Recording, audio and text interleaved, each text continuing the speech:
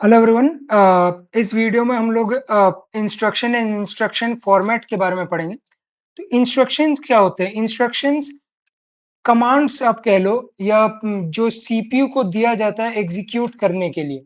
ठीक है, कि जैसे हम लोग एक बेसिक प्रोग्राम ले लेते हैं, हैश इंक्लूड stdio, उसके बाद मेन फंक्शन से हम लिख रहे हैं। मेन फंक्शन में एक इंटीजर ए ले लिया आपने, एक इंटीजर बी ले लिया जिसमें आपने 20, इसमें आपने 10 को लोड किया।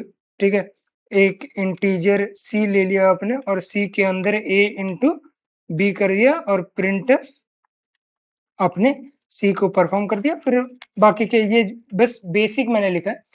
तो इसमें क्या हो रहा है कि इंस्ट्रक्शन आप दे रहे हो कि एक इंटीजर फॉर्मेट का आप ये बनाओ, वेरिएबल बनाओ, उसमें आप 20 को लोड करो। ठीक है, 20 को लोड करो तो ऑपरेशंस परफॉर्म करते हैं। इंस्ट्रक्शंस हमें वो आपका कह सकते हैं कि हमें हिदायत दी जाती है कि 20 को हम ए के अंदर लोड करें। फिर यहाँ पर इंस्ट्रक्शन हमें दिया जाता है, कमांड हमें दिया जाता है कि 10 को एक इंटीजर वेरिएबल बी में लोड करो। फिर एक डिक्लेयर करो कि आपका जो एक सी इंटीजर वेरिएबल बनाओ, उसमें ए और बी को मल्टीप्लाई करके सी में डालो। देन आपका सी को प्रिंट अप करेंगे। तो ये पहले प्रोग्राम क्या होगा? प्रोग्राम कंपाइल होगा। प्रोग्राम कंपाइल होने के बाद वो उसका डेटा इंटरप्रेट होंगे। Data inter P data interpret होगा। डेटा इंटरप्रेट होने के बाद ये मशीन लैंग्वेज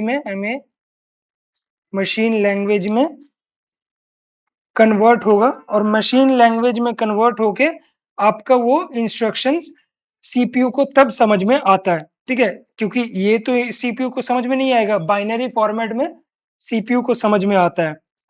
तो ये मशीन लैंग्वेज जो होता है वो माइक्रो इंस्ट्रक्शंस कह सकते हैं हम लोग, जो एकदम बेसिक लेवल जो इंस्ट्रक्शन जो सीपीयू समझता है, and we tell them as a set of instructions. एक सेट ऑफ इंस्ट्रक्शंस कि ये करना है, बाइनरी लैंग्वेज में आपका होता है। ये बेसिक आप इंस्ट्रक्शन इससे समझ सकते हो।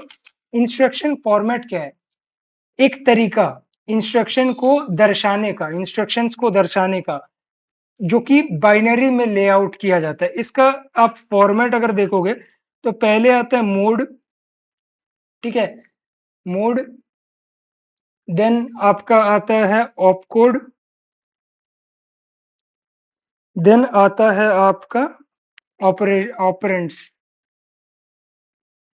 ठीक है, यहाँ पर आप जैसे कह सकते हो कि जो मोड्स है आपको ये बताता है, मोड्स में आपको क्या क्या बताता है कि एड्रेस को कैसे ट्रीट करना है, कि वो एड्रेस मेमोरी का है या डायरेक्ट है या रजिस्टर से है या कहीं से भी है, वो आपको मोड्स में बताया जाता है।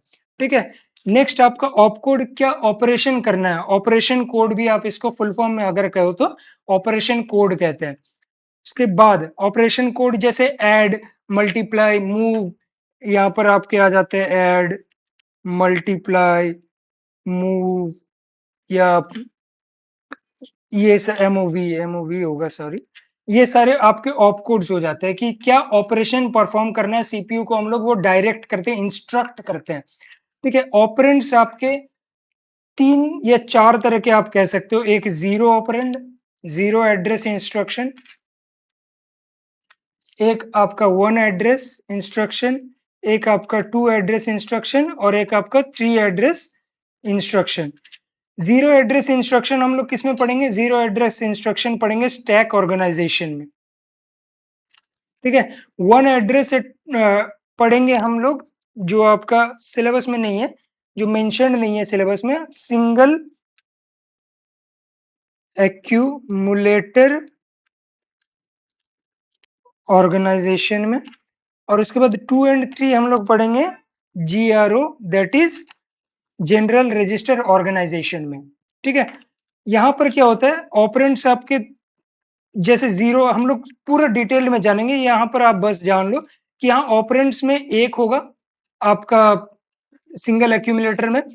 जीरो एड्रेस इंस्ट्रक्शन में आपके जो स्टैक ऑर्गेनाइजेशन में सिर्फ मोड और ऑपकोड होगा।